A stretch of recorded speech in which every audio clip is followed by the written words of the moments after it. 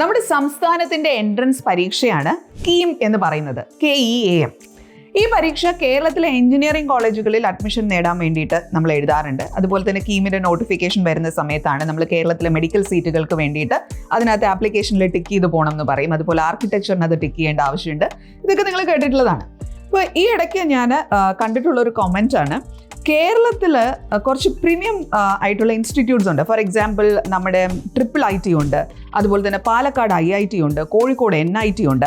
ഇത്തരത്തിലുള്ള സ്ഥാപനങ്ങളിലേക്ക് കീം എഴുതി കഴിഞ്ഞാൽ അഡ്മിഷൻ കിട്ടുമോ എന്നുള്ളത് കിട്ടത്തില്ല. കാരണം എന്ന് പറഞ്ഞു കഴിഞ്ഞാൽ ഈ കീം എന്ന് പറയുന്ന പരീക്ഷ നമ്മുടെ സംസ്ഥാനത്തിൻ്റെ കൺട്രോളിലുള്ള കോളേജുകളിലേക്കുള്ള അഡ്മിഷന് വേണ്ടിയിട്ടാണ്. അതല്ലാതെ നമ്മുടെ നാഷണൽ ഇതായിട്ടുള്ള എക്സാംസ് തന്നെയാണ് ഈ പറയുന്ന പ്രീമിയം ഇൻസ്റ്റിറ്റ്യൂട്ടുകൾക്ക് ആവശ്യം എന്നുള്ളത് നിങ്ങൾ ഓർക്കുക. അപ്പോൾ ഒരിക്കലും ഒരു പാലക്കാടിൻ്റെ IITയിൽ കയറാനോ അല്ലെങ്കിൽ കോട്ടയത്തിൻ്റെ IIIT കയറാനോ അല്ലെങ്കിൽ കോഴിക്കോട് NIT കയറാനോ നമ്മൾ കീമിൻ്റെ ഒരു സ്കോറും കൊണ്ട് ചെന്ന് കഴിഞ്ഞ് കഴിഞ്ഞാൽ പറ്റത്തില്ല. അതിന് നാഷണൽ എൻട്രൻസ് എക്സാംസിൻ്റെ സ്കോർ തന്നെയാണ് വേണ്ടത്.